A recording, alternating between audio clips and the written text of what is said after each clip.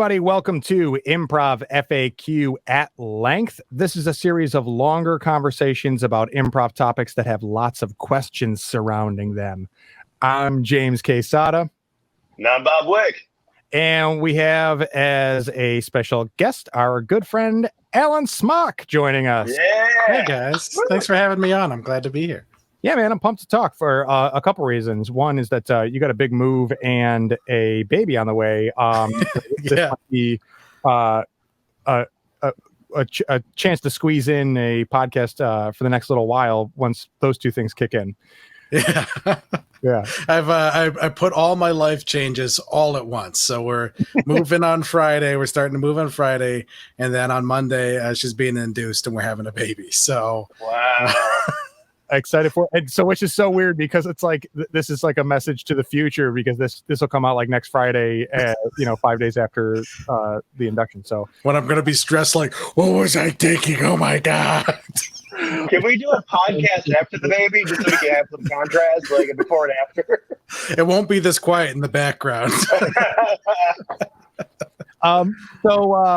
The main topic for this episode is going to be about status, which I'm excited to get into. It's a really big topic. But we have kind of a subtopic that we wanted to pick your brain about first, which I'll throw to Bob. Yeah, because I just think it's an important topic and something we've talked about a few times. But as we were talking about this, and the topic is self-promotion and promoting your own things and also promoting things within the community. And every time we had this topic, I've either mentioned Alan or thought about him, because anytime we've had a town hall meeting or within conversation, like Alan's the go-to guy at Go. Like he is the one we use as the bar as far as like getting your info out there on social media and other things, and just letting people know like, hey, I got a show coming up this week and next week. Check it out, rather than waiting to the day of or expecting, the theater to do it for you. And I was just wondering, is there a philosophy behind that, Alan, or is there like something that got you into it, or, what's up? I mean, well, I started doing, I guess it's somewhat a habit from when I was doing stand up, which was just posting where you're going to be because you want people to come see you. I guess the philosophy behind it is if you don't post it, nobody knows it. There's so much stuff where like, if you don't say it's happening, how's anyone supposed to know that it's happening? Like, or in a little bit of it, it's also like, if I don't post it, then when someone says, "Oh, how come I didn't know you had a show?" I can be like, "Motherfucker, you didn't look. Just look and see. I've got a show." Yeah. You can guilt people real nice with that. Yeah. I completely agree. I think some of the other performers get like a little hiccup, like, "Oh man, I want spam," or stuff like that. And my answer is, it's social media. People chose to follow you. What do you have to lose if you just mention? It's not like you're going to their house and knocking on their door and dragging them to the theater. It's a simple post. Yeah, and you can mix it up too. I try to usually post, not do one post for each show, like what I was doing with Go. Especially, it was easy because I would get my schedule like a month in advance, so I could just make one image, put every single date on it, almost as if it was like a little mini tour or whatever. Just drop it on there and then post the one image, and then people could reference that. Like I could set it as a featured image wherever, or a cover photo if I wanted to. Like I could do whatever I wanted there, and people could just reference it if they were that interested, and then I could go about my day. Yeah. So, and I've seen that in the Go comedy community. I didn't realize, is that something that you kind of were a trendsetter for? Was like it's maybe a postcard, or it would be like a band flyer, but like yeah, I was just taking whatever random photo was on my camera roll for that week or whatever that looked nice, and I would just stick some dates on it and try to slop a slogan on top of it or something like that. Yeah, and that's the thing, is that like if you really wanted to avoid spamming, you got to find a way to kind of like advertise it all in the same place or at once. So that is, I mean, it's simple, but is more effective than probably spamming people, because then people are like, yeah, I see you posting, but like I can't keep track of what you're doing, and like Facebook isn't a really effective search engine, so it's like it's hard. I side note on that, do you guys, when I have like an event with Facebook, I'm like I'll click events on like the home kind of side menu or whatever, and it'll give me all these fucking like suggested events. I'm like, no, I want to know which ones I signed up for. Yeah, right. Yeah, I can never figure that out. Well, so I just those are the people who are paying. I'm guessing, like and that's another reason why self-promotion or group promotion is so important, is because there's all those algorithms in Facebook that stop the people who are using it for free from getting their shit seen.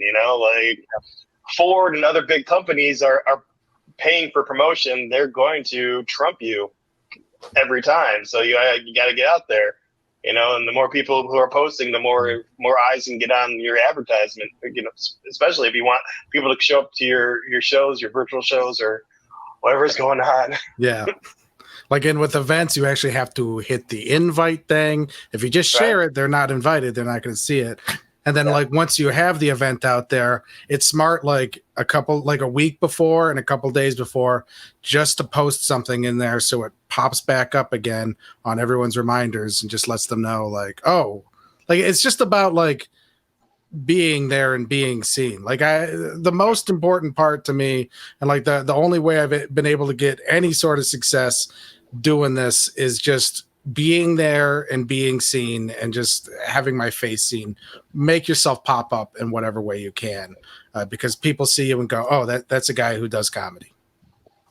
And it also shows that you love what you're doing. And if you're excited about a show, it makes other people excited about your show. If you're blasé about it, it doesn't drum up as much interest. Yeah, it's like if I was to be like, guys, there's an album that this improv troupe I made, The Bureau, and you can buy it right now at gocomedy.bandcamp.com. Like if I was just like to say that enough times throughout the course of this whole interview, then maybe someone might go to gocomedy.bandcamp.com and buy that album. Yeah. Now they know. You got to put is that real? You guys got a comedy album? Yes, we do. That is a real album. It's very good. You should listen to it at gocomedy.bandcamp.com. Well, I love comedy, so I'm going to go to gocomedy.bandcamp.com and check it out. I've said that completely wrong. I'm not good with names, Alan. That's why I need you to print stuff. 45-minute commercial for the album. I think we did that on Sunday. Yeah, I mean, really though, it is just about making the effort, right? Is that whether it's because people are self-conscious about spamming, or I also relate to the idea of not putting the appropriate amount of excitement behind some of my own work. I always get, as soon as I'm done with something, I get excited to move on to the next thing. So I'm like, don't worry about checking this one out. It's not a good attitude to have to promote anything. But So that's great. I think that's just like nice general encouragement for people to put themselves out there. Let's jump over to our main topic here, which is status. And this is a topic that you selected, Alan. So do you want to just start by telling us what you had in mind? One, I didn't see anyone had an episode called Status. Two, I mean, I feel like status is one of the most important and sometimes overlooked or not taught really fully until much later in improv. But like all of life kind of comes down to status. So like it's improv is as much a study of our own real lives as it is, a study of how to make people laugh or just to be ourselves on stage or whatever. Like every interaction you have is going to have some sort of status transaction or some sort of shift. And like, there's going to be, I don't know, just different ways that you can play with it that just really make an improv scene and take it to the next level. Yeah. I mean, well said. I think that frames it really strong. Yeah. Perfect. Like, status is one of those ways of framing things that is universal. Like you can really apply it to anything, or it can be kind of at the root of an entire approach to play. Things like, which I would compare to things like game of the scene, or and that's it.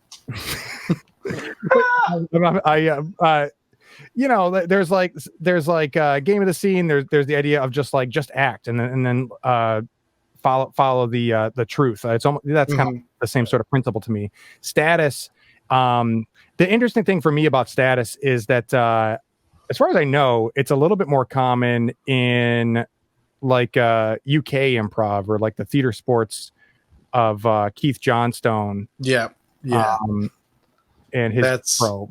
Yeah, that book, when I read that book, and that especially that section on status, like it completely opened up and changed the way I thought just about both improv and just sort of life kind of in general, and being a comedian and comedy in general. Because I really think like at the bottom of everything, there's going to be status. Like regardless, like game of the scene, half the time the game of the scene is that someone has status that they shouldn't have, or something like that. Or like, someone is being made the buffoon, but what is someone being made the buffoon? It means that they're losing their status in the scene. Yeah. Or perceived status. Yeah. Yeah. Perceived status. One of those few things that say as much about the character as the relationship between the characters within the scene. And it can be used emotionally in that emotional way. Yeah, because if you have two characters and one has the title of boss, another is employee, but the employee doesn't give the boss high status. You have, it's interesting because it's unusual. Mm-hmm. Yeah. So you said once you that's like the first place that you kind of picked up the concept of status, or I mean, you hear about status here and there, but I don't know, that Improv book really, and I kind of touched up on a little bit of it prior to this, just to kind of remember some of what really opened my mind. Because like what really hits me about the way he explains it is like status is not like, it's more of a verb than it is an adjective in a way. Status is almost a choice that you're making about, like, it's a reaction in a sense. Like you say something to me, and like whatever I say back is going to either raise or lower my status one way or the other. And how I react to you is going to completely dynamically change how the entire scene and the next line is going to come out. Because it's a reaction. It's not just like I have status over you, because I will never just have status over you about anything. Like you could grab status on anything else. Like it's constantly changing. Yeah. Yeah, that's great. I love framing it as a, would you say a verb more than an adjective? Yeah. Like, yeah, it's it is constantly, it's like a constant shifting thing, or more of a dance, a push and pull. Because, and again, whether or not like the higher and lower status is always maintained, it's like to different degrees. Or I just love, like, I think it makes me think of like when low status characters try to be like tongue in cheek, or like sort of passive aggressive characters to like slide one by, and it's like, well, that really is like kind of playing at the like salvaging of self status or self-esteem for that character. You know what I mean? Yeah. Yeah. So sometimes like when I read that the Improv book, it made me feel stoned. Like, yeah, man. It's like, man.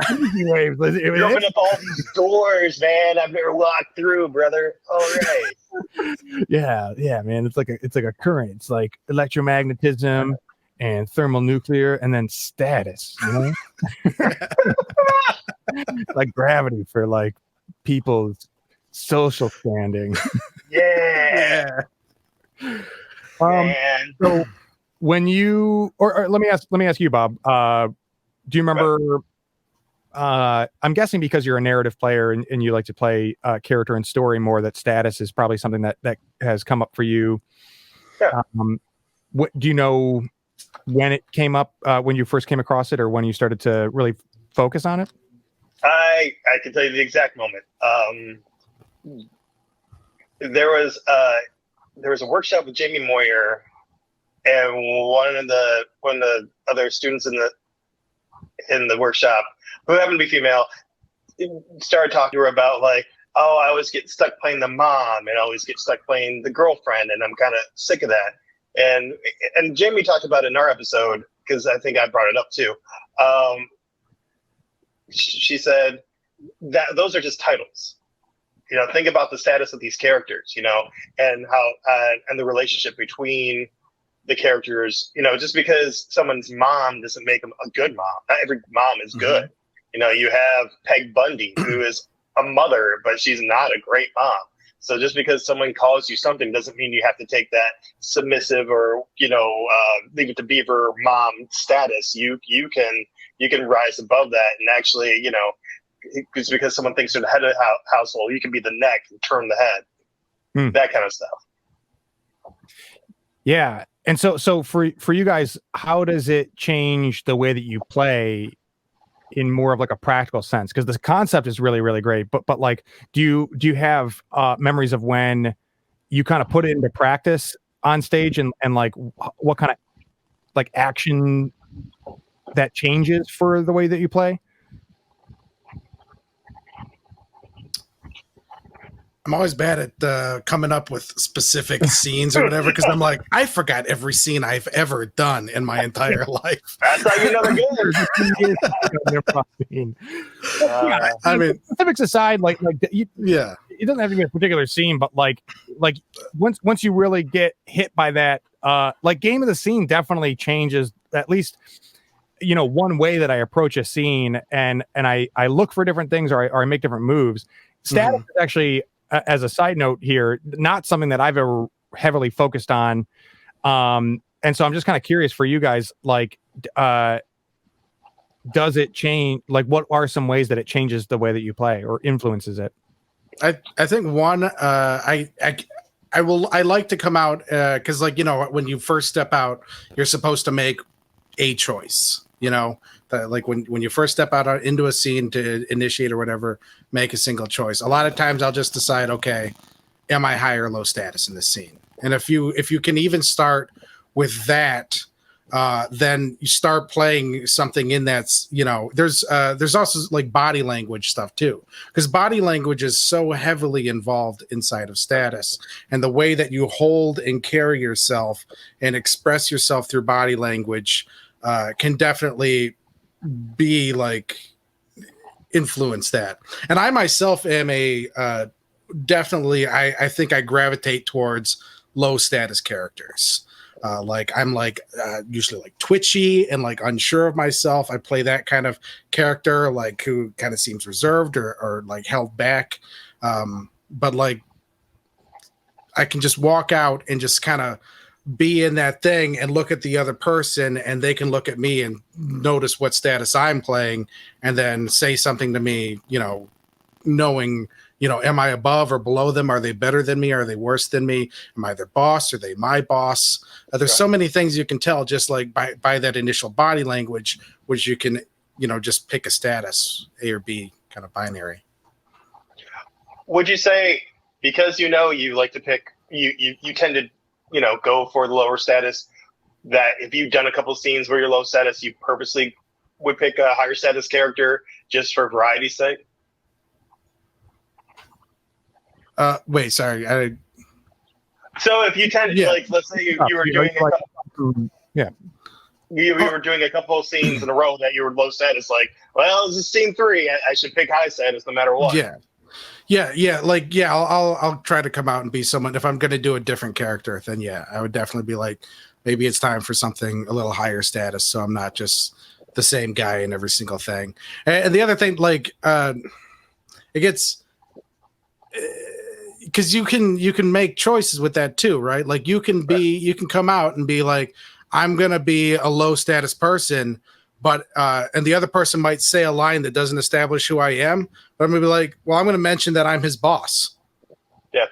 And now I'm a everyone can tell that this guy is better than me, or that I feel inferior to him, or like have lowered my status, but everyone also can see, oh, I'm his boss. So how's that going to change things? And then, the scene goes on from there. But like you can play the opposite. You can pick a social status and then pick an actual, physical embodiment of that status to raise or lower yourself to that person. And it's very interesting when you do that. I think that's what's the interesting psychological thing about the Michael Scott character from The Office, right? You have a guy who wants high status at all, like I want to be respected, but I also want to be liked. And those two wants come into conflict. Like, what does high status mean to me at any particular time? And you see him struggling with that almost in every episode. And I think that's what makes him such a full, interesting character. Yeah, and people constantly challenge his status. Like if he was high status the whole time, then it wouldn't be a good show. But people are constantly calling into question how big of an idiot he is, and that makes great comedy. Yeah, and you can also you can go for high status, but it also really depends on your partner too. Even if you're like I've done the low status thing for the last 2 or 3 scenes, I should probably switch it up and be high status. The title, that's where like the real and perceived status comes in, right? Is that like the title might have status, but like you said, Alan, like you can still subvert that or flip it on its head by your own choices. And then there's also what your scene partner decides to do. Right? Yeah, right. And that's that like push and pull of the characters and also the players, because maybe your partner is like, well, I've also been low status the last 3 scenes. Yeah. No, that's, and like you kind of, doing it enough times and thinking about it, like it's not something I like am actively like on the stage going, okay, he's high status, I'm low status, I gotta go this way or this way, I gotta go this I'm not like constantly thinking of the mechanics of how it should be or how it could go. I just each choice you make could be funny, and I picked the funniest choice. And that's status. Yeah. But the funniest choice will generally, when I look back and think of the scene, will be like, oh, well, that's funny because it subverted the expectation of what you thought my status was going to be, as is all comedy. So, yeah. Yeah. Well, and I really like just attaching status to physicality too, the gesture and posture. Oh yeah. The way you move. And the nonverbal ways of how you talk too, because I keep comparing to Game of the Scene, and just because that's another popular one, I'm not waving the flag for Game of the Scene by any means. But with Game of the Scene, it's kind of almost a little bit more dialogue, premise driven, and so sometimes it's hard to remind yourself or others that there has to be like physical expression of that. Like, what is the physical part of it, not just what you say and the word puzzle of it. Where, status, if that's baked into it, is like, well, how do you know? Like it's in how you present yourself and how you say the things you say so much more than what you say. Well, and going to the game, that is the reaction. Like, and like, just to make sure we're on the same, like my understanding of how I interpret Game of the Scene is like through the what is that? UCB, where it's like you take the first unusual thing, right? And then someone reacts to it, frames it, and then like you just start heightening it, and right? Like that's basically what we're saying, right? So, but to me, the most important part, when that is being set up, is the reaction, is the person who frames it and goes, this is weird. The person's like, what? Wait, you did what? Like there's usually someone that sets it up to frame. So everyone in the audience on the same page going, okay, this is weird. But that guy is probably losing some status. It was something that he thinks is happening is no longer happening. But yeah, it's very important, the physicality and the acting and the reacting. It all comes together. I don't know. It's all intermeshed. To say it's not is wrong. Yeah. Right. Yeah. Well, I mean, we're talking about both Game of the Scene and status. We're talking about tension, and a character who wants high status usually wants to keep it. So and a lot of the time, a lower status character doesn't know how to get high status. So there's a tension there, and when it does happen, it's very, because usually the audience is rooting for the underdog. So when that lower status character gets the high status, it's always, wow, a big moment. And can it be reversed? And how long can we play this push and pull tension? So it becomes a game within a game sometimes, and that's always fun. To go off the tension thing, like in a way, this is all like status relates to social hierarchies. Like it's all like from our evolution, we have established social hierarchies to essentially stop us from stabbing each other to be the highest status.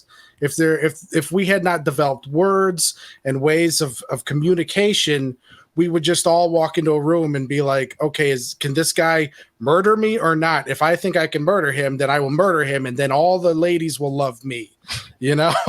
Like there would be like, there was an actual like physical thing where this had to be evolved, because like, two people that both think that they deserve high status will eventually murder each other. Like the only way, if it keeps escalating and neither person ever backs down, it can only end with one person eventually killing the other person. That's why a lot of deaths happen for real in real life, is because someone does not want to lose status. Yeah. So I think in some way, roll this back, there's a tension that's involved in like, someone has to give. Who is going to give? And then once that person comes down in status, it just feels right, because we as an audience can go, oh, thank God, I thought someone was going to fucking die. Yeah. Right? So, yeah. Yeah. And building and breaking tension is also a nice general philosophy that goes, again, it's woven into status, Game of the Scene, narrative, and comedy in general, is that building and breaking of tension. And since there is so much tension, I don't know. I like how much it's. I think the strength of thinking about things through the lens of status is that some of the more important, powerful aspects of theater are wrapped in it, like tension and physical behavior. Mm-hmm. Whereas you don't always get that with other approaches, things like Who, What, Where, or Game of the Scene. With Who, What, Where, you can always come into Who, What, Where too, just by thinking of status. Who am I can be like, what is my status? What am I? I don't know. Or what is happening? I guess maybe not that one, but like, where am I? The status in a relationship to location is such a big thing. Like, walk into a scene. Okay, you're at a park, right? Are you supposed to be in the park or not? If you're supposed to, your status relationship, like you have a status relationship, not just to characters, but to spaces. The way that you physically approach like a park bench that you're not supposed to be sitting on is going to be different than the way one that you own and that is in your backyard. So sitting on a park bench that I own, I might just be spread out, legs under, no one can fuck with me. If I have snuck into a park, that like a walled-in park, and I'm sitting there, I might be sitting more like toes in, hoping that nobody can see me, making myself small because I'm not supposed to be there. if I'm in somebody's house, I'm going to act different than if I'm in my house because I have status. I have ownership over everything in my house. Except my girlfriend's room, I don't have ownership over there, so I treat it differently and with respect. Yeah. Put a coaster under your drink, which I love because I think a lot of people play like neutral status. When they initiate, like, I'm not sure who I am right now, so I'm just gonna stay neutral until someone comes out here and picks something, and I'm just gonna react. They just go, honestly, "Hey, what's up?" What we doing? yeah, that's totally neutral. But playing big status, I think, is a lot of fun. I think a lot of people stick to that because it also gives them control of the scene. Playing low status, though, is one of my favorites because it almost tends to force you to be a fish out of water. Because if you are low status, then what the fuck are you doing here? Low status surgeon is awesome because, like, do you really want this guy working on you? Low status surgeon. Low status surgeon. Yeah, my favorite ska band, baby. What a great! I mean, that's just Scrubs. Yeah, no, I've actually been watching Scrubs. Like, I'm on like season 6. The last 3 weeks, we've been watching nothing but Scrubs. And one of my favorite characters is there's a very timid doctor who ends up killing everybody, and then he ends up working in a morgue. But he's just like, he has the lowest status possible, and he's one of my favorite characters. That's awesome. Yeah, the low status is we've talked about it a couple times in different contexts, but mostly we talk about it as a way to like alleviate ego or make sure that you're like kind of yielding or playing nice with people is like playing low status can be a nice way to do that, but it's also where a lot of the comedy comes from. Absolutely. Is those low? It can be the most fun. It sometimes it feels like, I don't know, like it's probably there's something submissive about it that's like feels like it doesn't have to be submissive though. Yeah, right. People always hear low status and think, oh, if I'm low status, I have to be like, oh God, I don't know what to do. No, I could be low status right now. Just go, I don't know. No, guys, you have to listen to me. Guys, hey, get off of that. Get off of my freaking couch. What are you doing on my couch? Like, I am being loud and I am being exasperated and I'm being frustrated and I am being low status. Yeah, that's a great point. That it doesn't always have to be cowering in the corner. Yeah, no, you can be low status. Oh, yeah. But you don't. That does not mean that, like, you don't have to one cry. of my favorite low status characters is Edith Bunker from All in the Family. Like, she was very much like a loving mother, and Archie sat on his, for lack of a better term, his throne, his armchair, would just spew out these these I don't know how to describe it, but like just toxic words, and then she would come in and like nonchalantly, like without giving him shit or anything, like just put logic into it. Like, oh, I never thought of that. I usually thought blankety blank, and just like always get the lines. She'd nail them, and just like, oh, all right, I'm going back to the kitchen, and just drop the mic. And it's such a great moment. And I think it's one of the few characters in that show that doesn't get her due because it's perfect. It's so under the radar, but it hits every time. Yeah. So here's another layer too, because what I find interesting about what you're saying, Bob, is that like there's the real and perceived status, and if Edith comes in and kind of makes some sense of Archie's stuff, she kind of has high status, right? She does. But maybe not officially. Perceived low status, but has high status. Yeah. Yeah. And then even beyond that, there's kind of the layer of what the audience like. Okay, so the example in my head, which is another framing for status that I've come across, is the white and the red, which is like a clown dynamic, and white is like neutral high status, and red is the mischief maker. And so it's the white clown's job to keep dignity and try to conduct things in a controlled manner, and get the red clown to behave. That's really what it is. And then the red clown creates problems and frustrations for the white.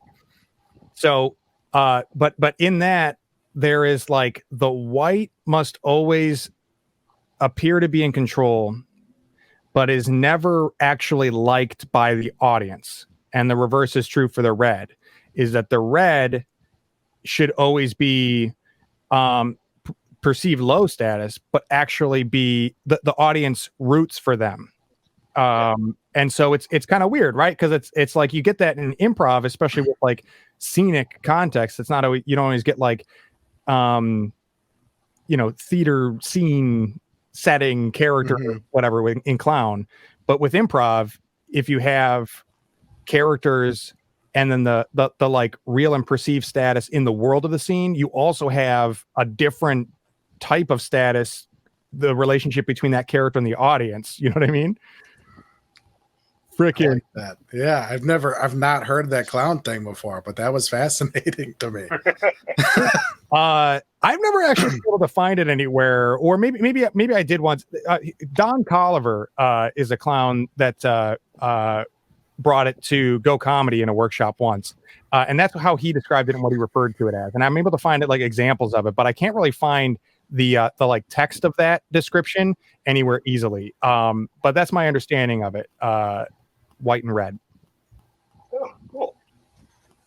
But yeah, I don't know. Like, what do you guys think about that? Or like, what are your like, what is the role of like the audience and that kind of like meta status? You know, I kind of think of like, Isaac and Ken are very clowny, right? Right. The Two-Man No Show. Was that description that you just gave of the white clown and the red clown, was that too much different from a game of the scene? It isn't. But what's added in there is the relationship between the audience, that the white clown, because with clown, these would be performances that are no fourth wall, right? The white is kind of conducting things, or I guess maybe like a modern-ish example would be like Abet and Costello, where Abet is straight character, keeping it together, always trying to keep Costello from being too off the rails. Yeah. Costello is always getting frustrated and screwing things up, but the audience likes Costello, and when they're riffing with the audience and each other, it's just an interesting added layer to the idea of status. Is who does the audience like and root for? Yeah, which we don't usually get with like game of the scene. There's usually that sense of fourth wall, but I don't. Yeah. In improv. Yeah, because in improv you can have two. Yeah, it's not set in stone what everyone's status is like that. But fuck, it's good. It's trippy, man. Well, man, you just opened up doors, man. I love thinking about the Abbott and Costello, the Who's on First scene, because like you do have, Costello is very, he's straight, like by all means he's playing the high status because he's acting like the other one's an idiot, but like Costello himself is also an idiot in that scene. Just we don't see it because he cannot understand where Abbott's getting. Or wait, fuck. Or the other way around. The other way around. Yeah. Abbott. Sorry, fuck. Abbott does not understand how Costello's confused. He could clear it up in like 2 seconds. Yeah. There would be no sketch. Using the first name? Yeah. No. I'm sorry. Bud Who is his name. Like it's not. It doesn't say that. So like the whole scene relies on the confusion of that, and it's so I don't know. The misunderstanding, miscommunication, and both coming from a place of ignorance. Yeah. Costello's just asking honest questions. Yeah. That is But willing to be clear about what the situation is. yeah, What about for like another interesting dynamic with status is in like group scenes or when you have multiple status relationships going on. Do you guys have any thoughts on like how to manage multiple status shifts if you're doing something like a mono scene with 3 or more people, or like a narrative where you're playing the same character whose status changes from place to place and person to person? I would love your take on that, because to me, group scenes are the hardest things I can do. Really? Like once there's like 4 or 5 people in a scene, I just get so like, okay, what am I supposed to be doing? And then I think I do like go into a weird fight or flight thing where I just, fight, flight, or freeze, and I just freeze, and I just become the most neutral status person. And that's something I got to break my head out of. But I'd love to hear your thoughts. For a multi-person, and the more people, the more I lean towards this, finding what the wants are.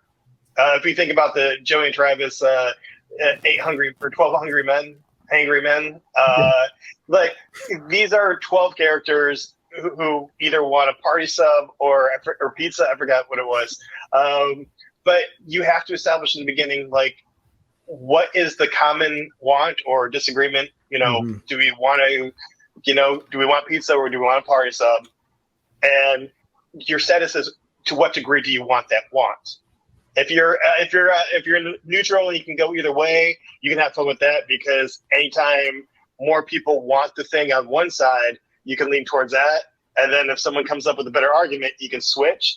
For that dynamic to work, you have to have the others with strong wants at different degrees too. So you're always playing that game of, it's kind of like being the youngest child. Like you have your 2 older brothers. One might want to play baseball, one want to play hockey, and they're trying to convince the younger brother to stick to their side. What great argument can you come with? How can I manipulate you either emotionally or give you another want to join my side? And just sticking to that dynamic, and just playing that and using that as part of your status. Like, I'm important to this because I'm going to make sure my want gets heard, or do I not care and I have low status? Yeah, I think that sums it up really nicely. It's basically a pick your battles situation, right? Where I wish I would have just said that.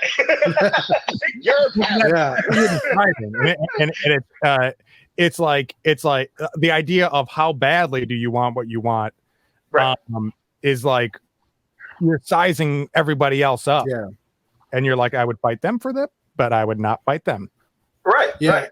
And also, Alan, I feel you in a group scene.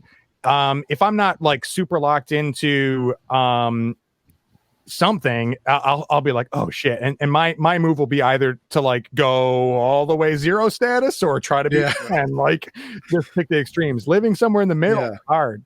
No, and I think I like what you said, Bob, about, or both you guys, about having the scene should have just 1 or 2 perspectives, because I think now that I think about it, I think I did the math on this once, and I don't remember what it was, but it was like, if you were in a scene like, De Bureau, whose album comes out, is already out at Go Comedy. Oh, you have a comedy album? So like The Bureau, the improv, the group I'm in, whose album is currently out, has 9 members at gocomedy.bandcamp.com. Okay. So The Bureau has 9 members, and I think we did the math once, and it's like, if you like do, each person like has an individual relationship with another person, right? So like, I have a relationship with Miranda, I have a relationship with Devin and the other Devin, like, right? But then Miranda has a relationship with Devin and the other Devin and Jared, like, each of us has different relationships with different people. It was like for 9 people, I think it was something like 36 different relationships. Yeah. If we all just tried to come out in a scene and like act the way that our status was to that person and revolve to everyone else, it would be complete and utter fucking cacophony and like a disaster. So like, yeah, I think that in Somewhere Else we have actually just specifically been like, we have to pick like one or two perspectives. There's too many people. Yeah. I love I love that in a group of 9 people and only naming like 3 other names, you chose the 2 people who have names. Oh, it's easy to remember another name when I already said one. There's me and Miranda. There's me and Devin. Devin. Honestly, one of the moves I do so common, like if I'm find myself in like a 9-person scene, is I find someone who has the strongest want, and I just become their yes man. Like, we want pizza. Hell yeah! You want pizza. Pizza all day. All we eat is pizza. I want to wake up and eat pizza. Pizza for lunch. I want to go to bed sleeping next to a pizza. Pizza is all we do, motherfucker. Like, pizza. And I just ride his coattails or her coattails, their coattails, the entire scene. I'm a caricature. Yeah, absolutely. That's a good move too. And yeah, again, it's kind of like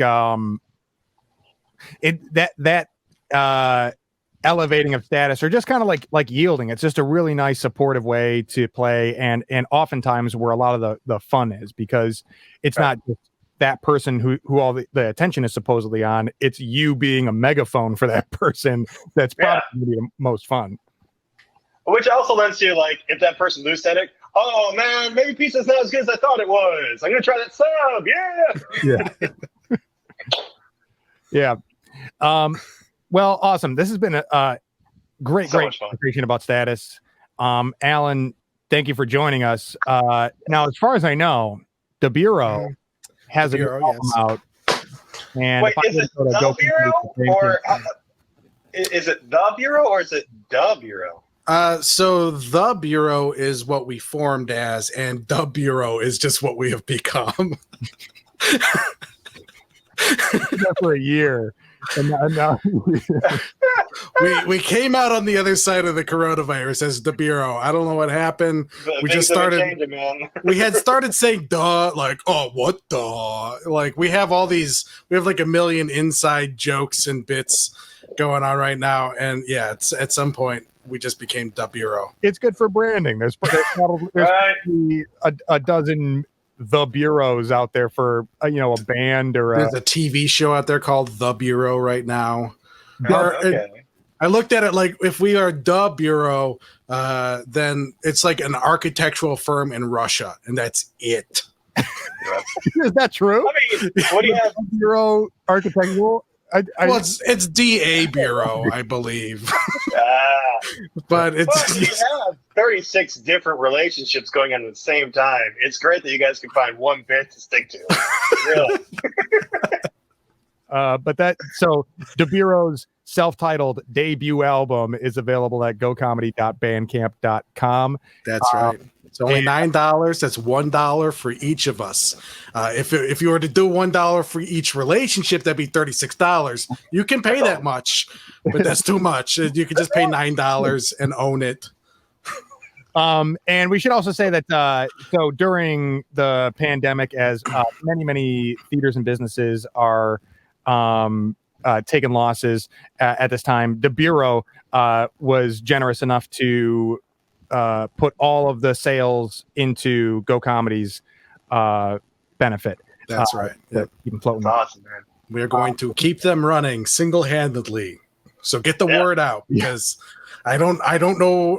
My Facebook flyers are not cutting it. We need volume. Okay, we need volume. Right. Anything else that you wanted to plug that might be going on in the virtual world for you? Let's see. I'm having a baby. I'm moving. Having an album. Anything else? You need help with the baby or moving? I probably need help moving. I probably, yes. Come over Friday or Saturday with a truck. But this is next Friday. It's too late, guys. I'm sorry. Oh, no. By the time this airs, only Bob will have been able to help me. I got you, buddy. Are you working on? I feel like I did see you cooking up any music projects, comedy music. I've been working with the family Jewels. Yeah. We have been nice. in discussions for remotely producing an album. So we hopefully will. We're still kind of in the writing stages of that. So I'm looking forward to what happens. My personal contribution there has always been more of the violinist than like a songwriter, because I'm not super great at musical improv. I have played music my whole life, but singing while playing has never been my thing, and I don't know. But Dude, violin clutch. Yeah. So that'd be so hard to sing while playing the violin, just from like a recording perspective. I can retroactively plug the Go 10 by 10 albums, which are also both at gocomedy.bandcamp.com, because the Family Jewels have a song on there. What is it? Now I don't remember the name. Smear You. Smear You. That was it. It was called Smear. I was like, Stain You? Drain You? No, that was Nirvana. We're going to do something to you. Smear You. You can buy that. That is available for purchase for $10. So the Bureau's $1 less. The album, not just that song. Yeah. Oh yeah. Yeah. You can buy that song. It's a really good $1. song. Yeah. $10 single by the okay, well, it's been a blast to talk with you. Great conversation about status, and all the best wishes to you and the baby and the move, and we will hope to catch up with you again on the other side. Awesome. Yeah, Thanks, congratulations, guys. brother. Good seeing you, man. Yeah, you too. Great seeing both of you. And we will catch you next time on Improv FAQ at length. Bye. Bye.